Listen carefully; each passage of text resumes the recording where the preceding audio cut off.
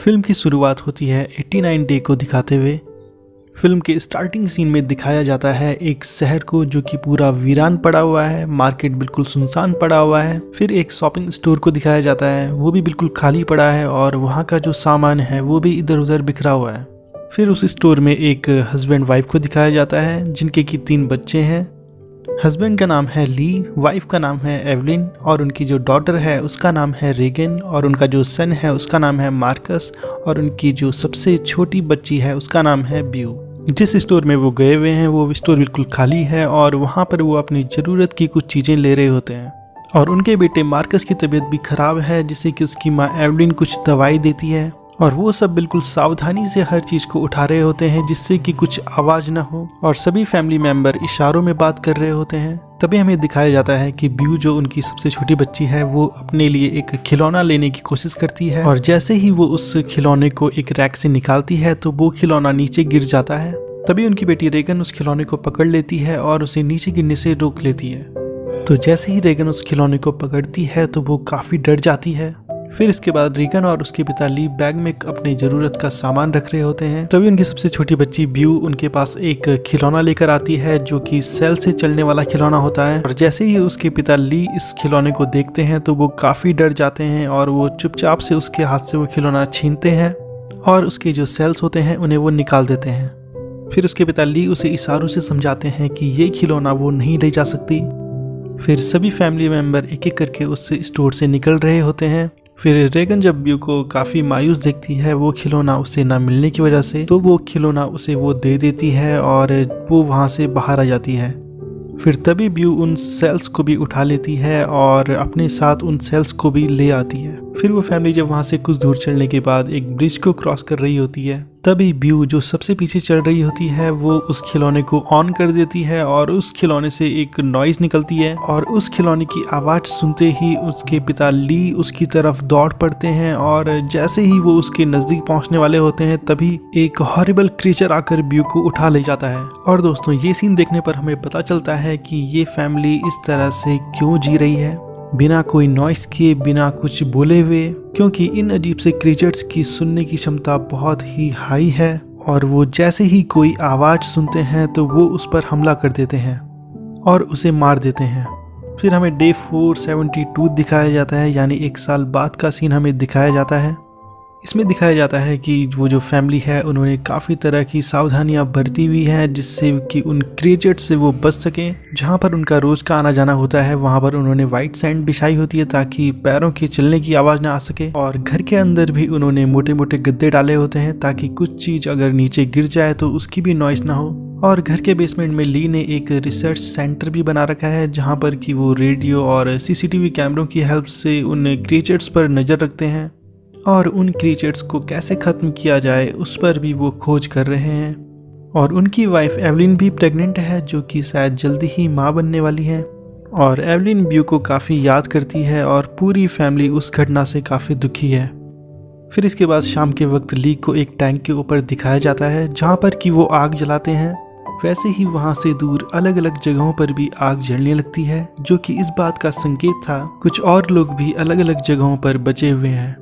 फिर अगले सीन में दिखाया जाता है कि ली एक कान की मशीन को ठीक कर रहे होते हैं। फिर ली उस मशीन को रेगन को देते हैं लेकिन रेगन उस मशीन को लेने से मना कर देती है और वो अपने पापा से झगड़ा भी करती है इशारों में।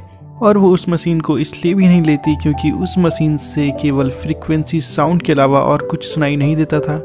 फिर इसके बाद दिखाया जाता है कि ली अपने बेटे मार्कस को लेकर मछली पकड़ने जाते हैं। फिर जब वो घर से जा रहे होते हैं तभी उनकी बेटी रेगन भी साथ चलने के लिए कहती है लेकिन उसके पिता ली उसे मना कर देते हैं और वो उसे उसकी माँ के साथ घर में रुकने के लिए कहते हैं। इसके बाद ली काफ़ी नाराज़ हो जाती है और वो फार्म हाउस के एक दूसरे घर में चली जाती है और वहाँ जाकर वो रोने लग जाती है और रेगन ये मानती है कि उसकी छोटी बहन ब्यू की मौत का जिम्मेदार उसके पिता उसे ही समझते हैं। फिर इसके बाद ली और उनका बेटा मार्कस मछली पकड़ने जाते हैं और वहाँ वो एक झरने के पीछे बैठते हैं। फिर जहाँ की वो फिल्म में पहली बार बोलकर एक दूसरे से बात करते हैं क्योंकि उस झरने के पीछे उनकी आवाज़ दब जाती है और वो बाहर नहीं जाती।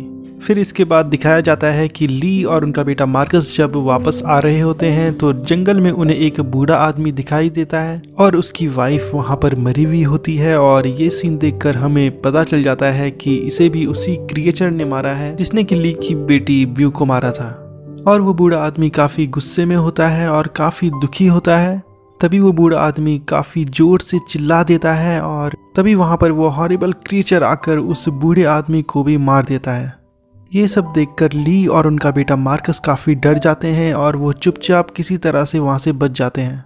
फिर इसके बाद हमें अगले सीन में दिखाया जाता है कि एवलिन की डिलीवरी का टाइम भी आ गया है और वो सीढ़ियों से उतरकर बेसमेंट में जाने की कोशिश करती है। तभी एवलिन के पैर में सीढ़ी पर मौजूद एक कील चुभ जाती है और कील के चुभते ही वो थोड़ा सा दर्द से चिल्ला देती है, जिससे कि वहाँ पर वो क्रिएचर आ जाते हैं। फिर एवलिन काफ़ी डर जाती है और वो घर में मौजूद सभी रेड लाइट को ऑन कर देती है, जो कि एक खतरे का संकेत थे। फिर ली जब घर पहुँचता है तो वो दूर से उन रेड लाइट को जब देखता है तो वो समझ जाता है कि उसके घर पर वो हॉरिबल क्रिएचर पहुँच चुके हैं और उसकी वाइफ एवलिन की जान खतरे में है। इसके बाद ली अपने बेटे मार्कस को फायर क्रैकर्स जलाने के लिए बोलता है ताकि उसकी आवाज सुनकर वो क्रिएचर से डिस्ट्रैक्ट हो जाएं और उसके घर से बाहर निकल जाएं। फिर इसके बाद एवलिन जब एक बच्चे को चिल्लाते हुए जन्म देती है तो तभी फायर क्रैकर्स भी फूट जाते हैं और जिससे कि वो क्रिएचर डिस्ट्रैक्ट होकर उस घर से बाहर निकल जाते हैं। फिर इसके बाद ली घर के अंदर आता है और अपने न्यूबॉर्न बेबी को और अपनी वाइफ को अंडरग्राउंड में लेकर चला जाता है। फिर वो अपने न्यूबॉर्न बेबी को ऑक्सीजन मास्क लगाता है और उसे एक बॉक्स के अंदर बंद कर देता है ताकि उसके जो रोने की आवाज है वो ना आ पाए। कुछ देर बाद का सीन दिखाया जाता है जिसमें कि एवलिन सो रखी होती है। तभी एवलिन की आंख अचानक से खुलती है और वो देखती है कि जहाँ पर वो है अंडरग्राउंड में, वहाँ पर पूरा पानी भर चुका है और पानी आने पे लगा हुआ है। ये देखकर वो काफ़ी डर जाती है और उसे अपने बच्चे की फिक्र होने लगती है। फिर जब वो अपने बच्चे को देखती है तो उसका बच्चा बिल्कुल ठीक रहता है। फिर वो अपने बच्चे को जैसे ही उठाती है अपने पास, वैसे ही उसके सामने पर वो जो हॉरिबल क्रिएचर है वो दिखाई देता है। और ये जो क्रिएचर है ये देख नहीं सकता है, केवल ये सुन सकता है।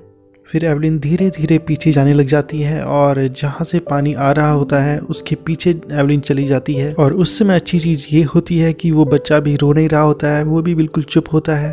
फिर हमें दूसरी तरफ दिखाया जाता है कि रीगन और मार्कस अनाज स्टोरेज टैंक के ऊपर खड़े हैं। तभी मार्कस अचानक से टैंक में गिर जाता है और वो अनाज में धंसता जाता है। तभी वहाँ पर टैंक का दरवाजा भी अनाज के ऊपर गिर जाता है। मार्कस को अनाज में धंसता देख रीगन भी उसे बचाने के लिए कूद जाती है। इसके बाद मार्कस लकड़ी के दरवाजे का सहारा लेकर बच जाता है, लेकिन रीगन उस अनाज में धंसती जाती है और देखते ही देखते रीगन पूरी तरह से अनाज के अंदर धंस जाती है। इसके बाद मार्कस किसी तरह से रीगन का हाथ पकड़कर उस अनाज से बाहर खींचता है और जैसे ही दोनों उस लकड़ी के ऊपर आते हैं तभी दोनों को एक आवाज सुनाई देती है और उन्हें ऐसा लगता है कि क्रीचर जो है वो टैंक के चारों ओर चल रहा है। और देखते ही देखते क्रीचर भी वहाँ उस टैंक के अंदर आ जाता है और उन्हें मारने की कोशिश करता है। उससे बचने के लिए रीगन और मार्कस दरवाजे का सहारा लेते हैं और तभी रीगन की एयर मशीन से एक हाई फ्रीक्वेंसी साउंड निकलता है, जिससे कि उस क्रिएचर को काफ़ी तकलीफ होती है और वो उसकी आवाज़ सुनते ही वहाँ से भाग जाता है। लेकिन उस एयर मशीन के साउंड से रीगन को भी प्रॉब्लम होती है, इसलिए वो उस मशीन को बंद कर देती है और ये वो बहुत बड़ी गलती कर देती है। इसके बाद ली अपने दोनों बच्चों मार्कस और लीगन को ढूंढ लेता है और जैसे ही वो उनसे मिलता है तभी वहाँ पर वो क्रिएचर उन पर अटैक कर देता है। अपने बच्चों को बचाने के लिए ली जोर से चिल्ला देता है और जिससे कि क्रिएचर उसे मार देता है। ये फिल्म का सबसे इमोशनल सीन होता है जिसमें कि ली मरने से पहले अपने बच्चों को इशारों में बता देता है कि वो उनसे बहुत प्यार करता है और उनकी खातिर वो अपनी लाइफ को सैक्रिफाइस कर देता है। तभी न्यूबॉर्न बेबी की आवाज़ सुनकर क्रिएचर्स घर पर अटैक कर देते हैं। इसके बाद एवलिन और बच्चे घर के बेसमेंट में चले जाते हैं, जहाँ पर कि ली इन क्रिएचर्स पर रिसर्च करते थे और इन पर नज़र रखते थे। वहाँ पर रीगन की नज़र अपने पापा के रिसर्च बोर्ड पर पड़ती है, जिसमें कि वो इस बात पर रिसर्च कर रहे थे कि इन क्रिएचर्स की कमजोरी क्या है।